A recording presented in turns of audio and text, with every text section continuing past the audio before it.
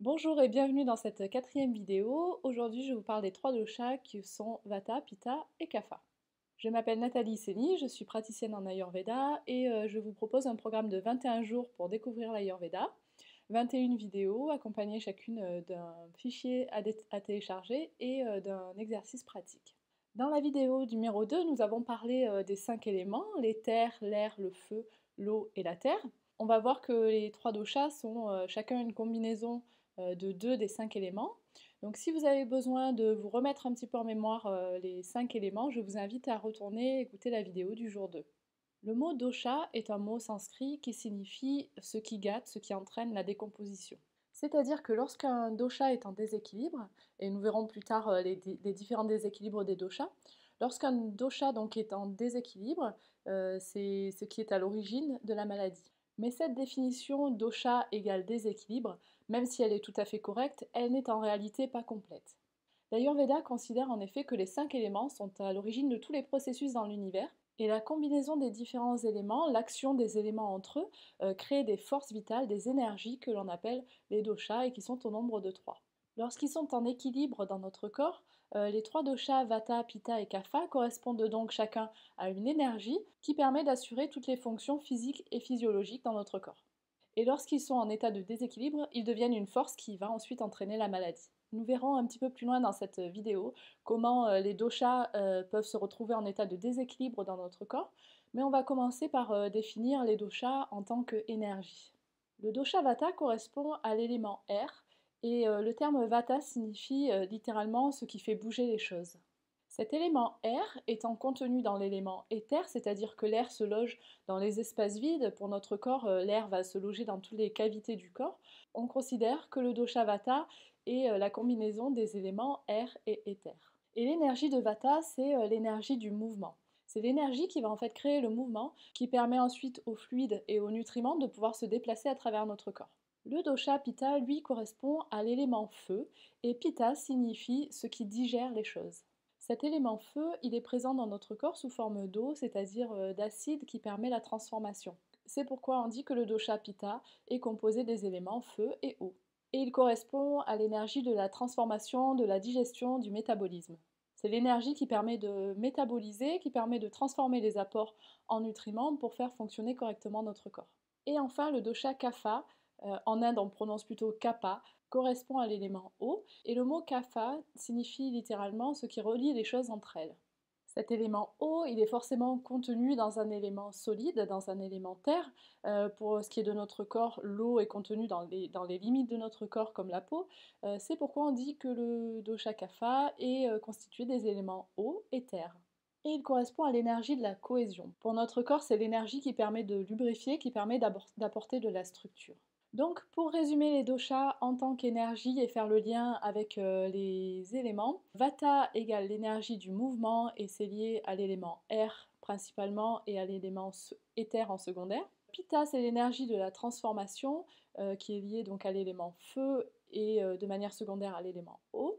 Et Kapha, l'énergie de la cohésion qui est liée à l'élément eau principalement et de manière secondaire à l'élément terre. Voilà pour les énergies des trois doshas, Vata, Pitta et Kapha. Ces énergies, donc, lorsque les doshas fonctionnent bien dans notre corps, lorsque les doshas sont en harmonie, en proportion correcte, ils sont donc des énergies qui permettent à notre corps de fonctionner de manière optimale, de la manière adéquate pour nous. On va voir maintenant comment un dosha arrive en état de déséquilibre, c'est-à-dire comment un dosha peut venir se transformer en une force qui va ensuite entraîner des symptômes et puis des maladies. Pour comprendre les déséquilibres des doshas, on va ici aborder une notion importante dans l'Ayurveda, qui est la notion de prakruti, c'est-à-dire la constitution de naissance, c'est-à-dire notre nature profonde, et la notion de vikruti, qui est notre condition actuelle, notre état du moment. Notre nature profonde, notre constitution, qui nous sommes vraiment, correspond à la proportion des 5 éléments au moment de notre naissance. Elle est différente pour chaque être vivant et vous verrez un petit peu plus tard que les manifestations aussi seront différentes. Dans les prochaines vidéos, nous aborderons en détail les doshas, Vata, Pitta et Kapha et nous verrons à ce moment-là quelles sont les grandes tendances de chacun des trois doshas. Donc vous pouvez comprendre que si vous êtes né avec une proportion par exemple plus importante de l'élément air dans votre constitution, eh bien vous serez plus proche du dosha Vata qui correspond à l'énergie du mouvement. Si vous avez une dominante de feu dans votre constitution, eh bien, vous serez plus proche du dosha pitta qui correspond à l'énergie de la transformation, de l'action. Et si vous avez une prédominance de l'élément eau, eh bien, vous serez plus proche de l'élément kapha, c'est-à-dire l'énergie de la cohésion. Selon la répartition, selon la proportion des éléments au moment de votre naissance, vous avez peut-être un dosha qui va être très prédominant par rapport aux autres, ou peut-être deux, c'est plus commun, ou peut-être 3, et là c'est beaucoup plus rare, c'est-à-dire une proportion équivalente des trois doshas. En tout cas, c'est cette proportion qui fait dire que vous êtes une personne de type Vata, de type Pitta, de type Kapha, ou encore de type double, par exemple Vata Pitta, Pitta Kapha ou Vata Kapha, ou alors que vous êtes de nature tridoshique, Vata, Pitta, Kapha, si vous avez une proportion équivalente des trois doshas. Cette constitution de naissance, qu'on appelle donc Prakruti en sanskrit, est votre nature profonde et donc elle ne changera jamais tout au long de votre vie. Ce qui va changer, en revanche, c'est votre état actuel que l'on appelle Vikruti en sanskrit. Votre état actuel, qu'on peut aussi appeler la condition du moment, et qui, elle, change en fonction de votre environnement, en fonction de vos activités, en fonction de la saison, en fonction du jour, en fonction de l'heure dans la journée, etc. Bref, en fonction de toutes les circonstances externes. Ces circonstances externes, ces apports de l'environnement, de la nourriture, de vos activités, etc., si elles sont en accord avec votre nature profonde, avec votre constitution doshique, alors vous êtes en état d'équilibre, c'est-à-dire que vous respectez ce dont vous avez réellement besoin, ce dont votre nature profonde a besoin. Dès lors que vous adoptez une attitude ou bien dès lors que vous avez des circonstances extérieures qui ne sont pas compatibles avec votre constitution de naissance, avec votre nature profonde, eh bien vous venez apporter un déséquilibre dans la proportion des doshas à l'intérieur de votre corps physique ou mental, et c'est ce déséquilibre qui va créer des symptômes et qui est à l'origine des maladies. Dans les vidéos suivantes, nous viendrons détailler les différents doshas, vata, pitta et kapha, et je vous expliquerai aussi les déséquilibres des différents doshas. Vous verrez si vous pouvez reconnaître certains déséquilibres chez vous. Dans la vidéo précédente, nous avons parlé des 20 attributs ou des 10 paires d'attributs de propriétés qui nous permettent de qualifier chaque chose dans l'univers. Si vous avez besoin de vous les remettre en mémoire, vous pouvez aller revisionner la vidéo du jour 3. Chaque dosha va avoir ses attributs propres, ses propriétés propres, qui vont nous permettre de les reconnaître. Le dosha vata est principalement sec, froid et léger. Le dosha pitta est principalement chaud, léger et humide, on peut dire aussi huileux. Et le dosha kapha est principalement lourd, froid et humide. Et on verra dans les vidéos suivantes que lorsqu'un dosha est en déséquilibre, on va utiliser les attributs, les propriétés opposées pour pouvoir le réduire. Et lorsque deux doshas sont en déséquilibre en même temps, eh bien on va observer les attributs, les caractéristiques communes des deux doshas, et on va utiliser les attributs opposés pour les réduire.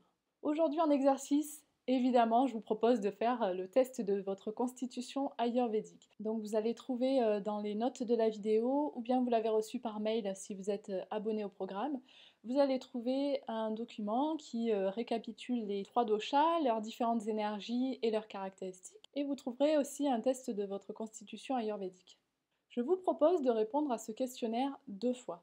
Une première fois en tenant compte de votre nature profonde et une deuxième fois en tenant compte de votre état actuel s'il est différent. Par exemple, si vous êtes une personne qui a tendance à être plutôt mince et que vous avez soudainement pris du poids, eh bien la caractéristique de mince correspond à votre nature profonde et la prise de poids correspond à votre état actuel, à un déséquilibre. Autre exemple, si vous êtes une personne qui a habituellement des facilités à digérer et qu'aujourd'hui vous vous retrouvez avec une digestion obstruée, difficile, eh bien la digestion facile correspond à votre nature profonde et la digestion lourde, obstruée correspond à votre état actuel, votre état du moment. Dernier exemple au niveau du mental, si vous êtes de nature à avoir un mental joyeux, mais actuellement vous vous retrouvez avec par exemple beaucoup de pensées parasites, eh bien l'état joyeux de votre mental correspond à votre nature profonde et les pensées parasites correspondent à un état de déséquilibre. Vous faites donc le test 2 fois, une première fois en tenant compte de votre état tout au long de votre vie, une deuxième fois en tenant compte de votre état actuel, votre état du moment. Et vous allez peut-être remarquer certains points pour lesquels votre constitution de naissance, votre état, votre nature profonde diffère complètement de votre état actuel. Je vous invite à bien remarquer, à bien noter ces points-là. Et si vous avez des symptômes, si vous avez des pathologies, je vous invite à en faire la liste, à les écrire, à en prendre conscience. Ça peut être des symptômes de type physique, mais ça peut être également des symptômes de type mental.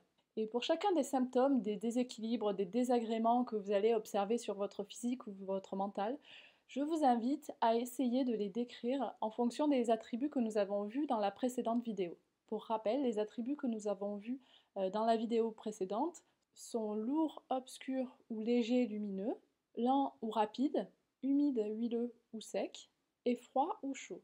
Vous ne pourrez peut-être pas décrire tous vos déséquilibres avec tous les attributs, parfois c'est ni l'un ni l'autre, mais pour reprendre les exemples que je viens de vous citer, si vous avez pris du poids, vous pouvez décrire que votre corps est peut-être lourd et peut-être lent et peut-être humide si vous faites de la rétention d'eau. Pour le deuxième exemple, qui était une digestion difficile, vous pouvez décrire que votre digestion est peut-être lourde et peut-être lente au ralenti.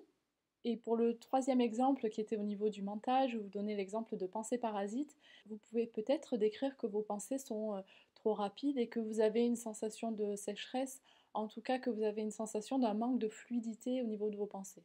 Amusez-vous bien avec tous ces exercices. On revient dans la prochaine vidéo pour parler plus en détail du dosha Vata.